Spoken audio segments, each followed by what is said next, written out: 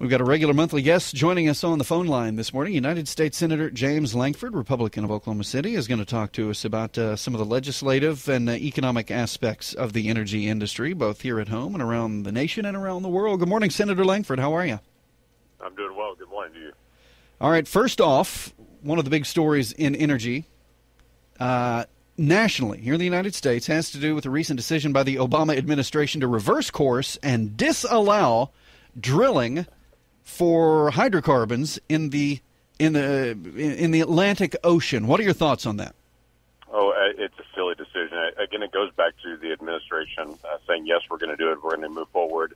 A lot of companies starting to invest some dollars into that process, examining the leases, getting everything all queued up. As you know, this is not just a matter of people saying, yes, I'm going to go ahead and submit it. They've got a lot of work and millions of dollars of research and determining what they're going to do. Then they try to go after it. And then right in the middle of that, the administration says, no, I'm going to change my mind. And it's kind of a Lucy in the football kind of moment for Charlie Brown to be able to put it out there, then pull it back again. And I would tell you there are a lot of companies that aren't interested in drilling offshore right now just because of the cost of oil. It's obviously very expensive to do it. So that's made some areas like the Arctic and other areas that were very interesting at $100 a barrel. Not very interesting now, but you just can't change the rules in the middle of the conversation on the Atlantic.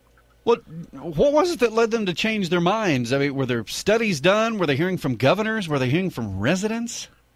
Oh, no. This was a matter of just some of the green environmental lobby that stepped in and said they didn't want to do any more exploration for any more energy in any spot in America. It's an argument that the green folks continue to make, and that multiple folks continue to push back on them and to say everything that you wear, that you drive, that you're around has petroleum products in it. And if you want to raise the prices of food, raise the prices of transportation, raise the prices of energy for those that are in greatest poverty, then shut down energy production.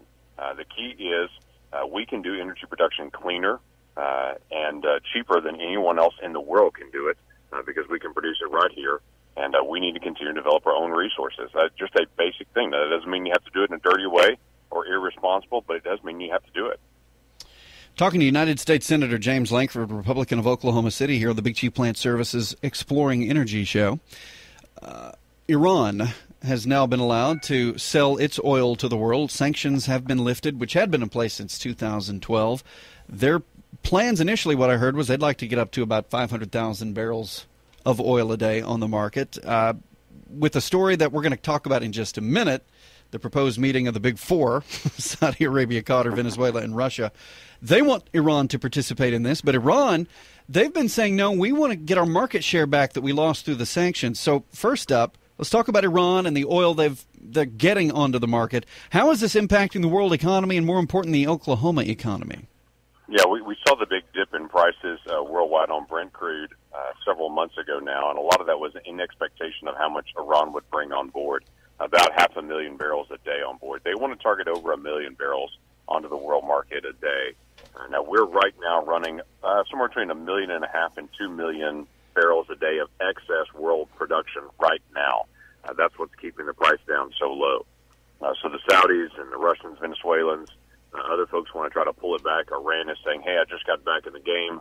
The Obama administration just lifted the sanctions on me. I want to produce a lot more. Everyone else is saying we already have excess supply. We want to keep Iran at the same spot they're in. My guess is Iran continues to overproduce, and all the other nations are going to have to determine whether they're going to pull back or not and just to let Iran have the lane. I would assume that the Saudis will threaten to pull back or not increase production, then talk about pulling back. And I think at the end of the day, they're going to keep production high. Now, that's only my guess, and my guess is as good as everybody else's guess in this one. But they're not going to let the Iranians go get more market share, and they're not going to give up market share to the Iranians. Well, then let's let that lead us into our next topic. Saudi Arabia, Qatar, Venezuela, and Russia, for whatever reason, those four started talking back in February about some sort of a pact or agreement to see about oil-producing nations freezing output levels at what they produced in January. Not cutting levels, but saying, look, we'll freeze it. And so Saudi Arabia, Qatar, Venezuela, and Russia, and I think Russia may be the prime mover behind this because they may be hurting the most, but they're still talking about meeting. They're trying to put this meeting together and inviting other oil-producing nations to come in and discuss what they can do to get the prices back up. What are your thoughts on such a meeting?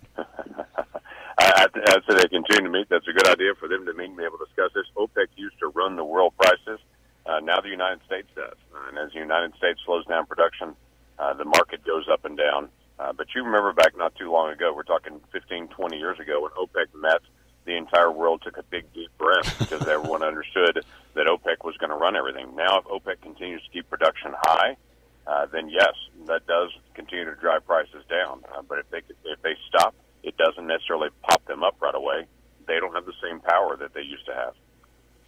But I'm all for a meeting. If they want to slow down production and to be able to help American production in that, have at it. Can even a nation like Saudi Arabia, though, which seemingly had limitless supplies, can even Saudi Arabia withstand these low prices as long as this slump has lasted, and who knows how long it'll last? Can Saudi Arabia withstand that financially? Saudi Arabia is going through a very difficult economic times. They're making some of their people pay for their own gasoline now and not subsidizing, and so it's very difficult for them. Some of the Saudi princes are having to fly first class now rather than their own private jets, and so it's a tough time for them. Wow. They're straight down, use a straw, suck it out, conventional oil, and so it's a lot cheaper for them to be able to produce. They can make money at $20 a barrel, but their key is they're not able to subsidize their people as high as they subsidized in the past, and that's leaving some instability. A lot of folks don't know. Most of the folks that are Saudis don't actually work other than limited key jobs in government. And it's a lot of people from outside the country that come in. They're providing jobs for those other individuals. So their safety net in many of those countries is we just send foreigners away when we don't need the jobs anymore and just tell them to go because we don't want to have people just standing around doing nothing. But they do have a very high subsidy base. And if you're in any of those areas, they're actually beautiful in their construction, and you realize their highways, their public buildings, everything else are built on selling to the world a tremendous amount of oil. But they can still make money even at 20, just not as much. 96.5 KECO in Elk City, 102.3 KWDQ in Woodward, and online around the world, exploringenergy.net. This is the Big Chief Plant Services Exploring Energy Show. Sean Wilson and Nathan Brewer. We're talking to United States Senator James Lankford, Republican of Oklahoma City. That's nationally and internationally. That's about all I can think of that's been big on the energy scene. Is there anything going on that the folks back here in western Oklahoma need to know about? Well, obviously everyone tracks every single day in Oklahoma the price of oil. With it popping back up around $40 a barrel is a huge help to start and at least allow some folks to start looking at production again. And then the key transitions that are already happening. People have watched the price of gasoline. That'll start to trickle up to that summertime blend amount that's more expensive to do in the refineries. And so we'll start to see a price of gasoline jump again as that transition occurs. And then oil is already being exported. I mean, we talked a lot about oil exports and lifting that ban in December to get jobs going again.